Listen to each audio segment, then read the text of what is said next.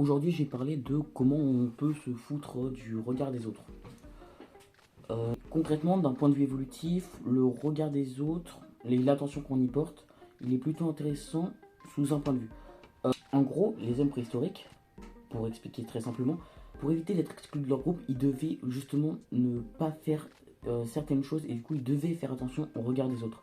Et c'est pour ça que, d'un point de vue historique et génétique, du coup, on fait forcément attention au regard des autres. Ensuite, le deuxième point, c'est le niveau de confiance. Il faut que tu aies confiance en toi de telle manière à en avoir rien à foutre du regard des autres. En gros, le regard des autres, il peut plus ou moins affecter ta manière de penser sur toi-même. Par exemple, si les autres te rabaissent, tu peux te sentir rabaissé. Mais si tu as suffisamment confiance en toi pour en avoir rien à foutre et pour te dire qu'ils se trompent, bah pourquoi tu vas faire attention à leur regard? Pour rien. Et il y a plusieurs choses qui peuvent te permettre d'avoir plus confiance en toi.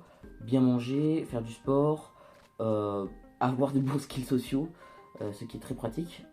Aussi, en troisième point, ce qui est bien pour avoir plus confiance en soi, surtout être résilient vis-à-vis du regard des autres, c'est assumer tout ce que tu fais. C'est-à-dire, si tu fais des conneries, t'assumes. Si tu fais des trucs qui peuvent paraître cringe, exemple à tout hasard, faire des vidéos sur YouTube, bah faut que t'assumes.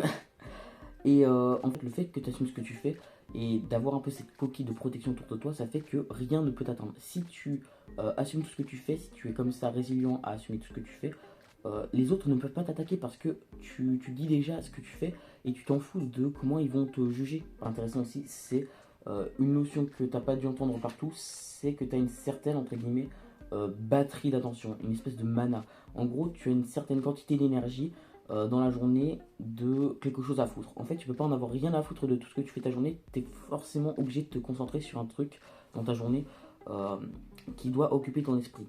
Et du coup, en fait, le meilleur moyen du coup de n'en avoir rien à foutre du regard des autres, c'est euh, d'avoir ton attention qui est captée ailleurs. En gros, si ton attention est captée ailleurs, tu vas en avoir rien à foutre de ce que les autres pensent. Alors que si justement ton attention elle est captée par rien d'utile, on va dire, ou des choses qui t'intéressent, euh, bah toi, tu vas te focaliser sur le regard des autres. Du coup, tu vas te demander, mais qu'est-ce qu'il pense lui de moi, et lui qu'est-ce qu'il pense de moi, est-ce que j'aurais dû faire ça? Ça va être très casse-couille pour toi premièrement, et ensuite, bah juste, faut savoir une chose, les autres s'en battent les couilles de toi, mais à un point, à l'échelle du battement des couilles de toi, ils s'en battent les couilles à un point, et c'est abusé. Réfléchis 2 secondes, est-ce que toi tu penses toujours à tout ce que les autres font?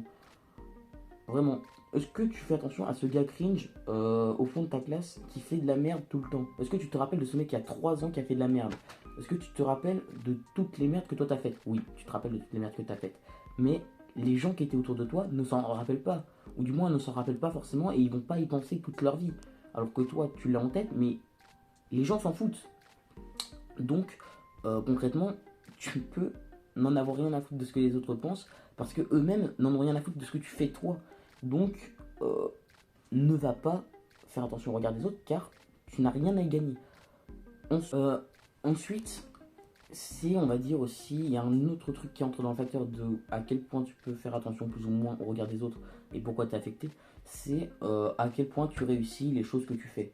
Par exemple, si tu fais de la merde tout le temps, si tu es entre guillemets une merde dans ta vie et que tu branles rien et que tu es toujours sur les réseaux sociaux à rien foutre, ou à jouer à des jeux vidéo, ça peut être des jeux vidéo quelconques, et que tu passes ta vie dessus, forcément, t'as pas le temps de te concentrer sur des choses importantes. Genre tes études, euh, des projets qui te tiennent à cœur, des choses auxquelles tu tiens.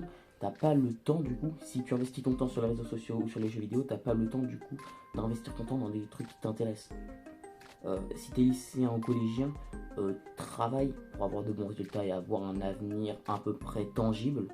Et essaie de réussir au moins cet aspect-là de ta vie. Et ensuite, à côté, fais des trucs auxquels tu tiens au lieu de rester à scroller sur TikTok ou à être sur Instagram, à rien foutre, à regarder des gens danser. Fais des trucs qui t'intéressent. Vraiment. Je vais encore y revenir dessus, mais vraiment, les gens n'en ont rien à foutre de ce que tu fais. Tu peux faire de la merde sur YouTube comme je le fais actuellement, et les gens s'en battent les couilles. Donc tu peux faire ce que tu veux. Ils n'en ont rien à foutre. Donc fais ce que tu veux, les gens s'en foutent. Dans 3 ans, ils t'auront oublié, tu peux faire ce que tu veux. C'est pas grave, à la limite, tu vas te prendre quoi les gens vont se foutre de ta gueule, allez, une semaine après, tu t'en bats les couilles. Donc c'est bon, t'es tranquille. Donc vraiment, n'y fais pas attention.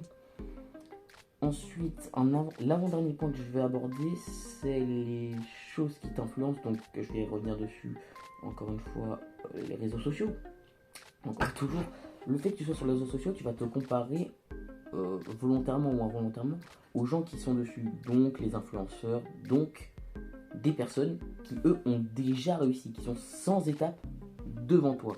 Donc pourquoi tu vas te comparer à eux, sachant que tu n'as aucune chance d'être à leur niveau dans l'immédiat. Il faut d'abord que tu te compares ou que tu rivalises même, c'est même mieux de rivaliser, et je vais donner une différence tout à l'heure. Il va falloir que tu te compares à des gens qui sont plus ou moins à ton niveau, mais meilleurs que toi. On va dire que toi, si tu es level 1, va te comparer à quelqu'un qui est niveau 5, 6, par exemple. Pour essayer de le rattraper, le temps que tu le rattrapes, tu seras déjà niveau 3, 4. Je donne des chiffres hasardeux. Hein. Mais tout ça pour dire, ne te compare pas aux autres déjà, ce que les réseaux sociaux t'incitent à faire indirectement. Ils t'incitent à te comparer aux autres et du coup, toi, tu vas involontairement te rabaisser et te dire que tu es moins bon que ces gens-là. Et c'est la raison pour laquelle il faut quitter les réseaux sociaux.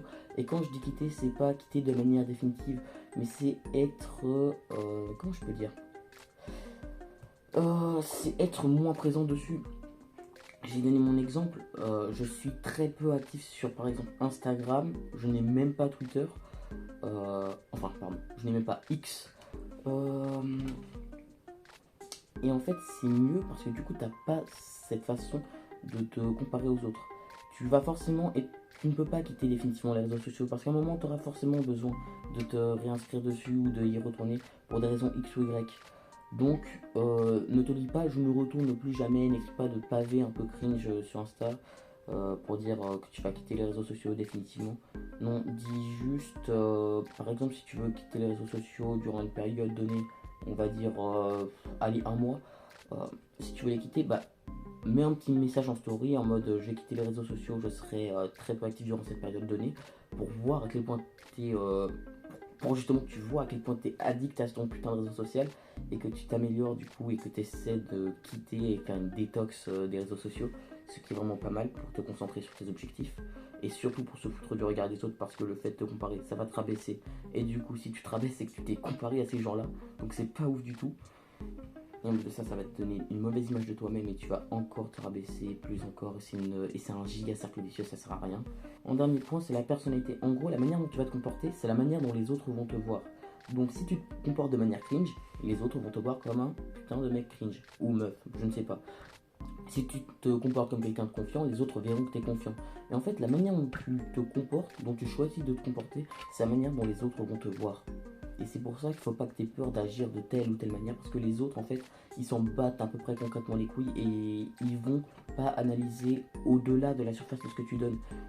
Par exemple, si t'es pas proche d'une personne et que tu vois que cette personne elle est un peu cringe, tu vas pas, si c'est pas un de tes potes, tu vas pas développer, tu vas pas comprendre que cette personne n'est pas cringe. Tu vas juste comprendre que cette personne est cringe et tu t'en battras les couilles d'elle.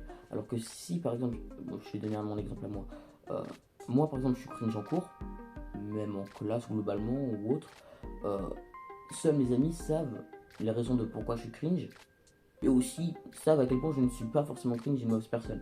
C'est un exemple personnel, ça sert à rien, mais bon, c'est toujours bon à donner. En gros, les autres vont te voir comment toi tu veux. En fait, tu peux obliger les autres à te voir comme toi tu veux qu'ils te voient, en choisissant la manière dont tu vas te comporter. Et c'est vraiment pas une chose compliquée pour le coup, et ça te permet d'accéder à des cercles d'amis que tu souhaites ou non, justement à éviter les cercles d'amis que tu veux éviter. Et c'est plutôt pratique pour tes propres skills sociaux. C'est la fin de cette vidéo, merci de m'avoir écouté. Abonnez-vous et likez.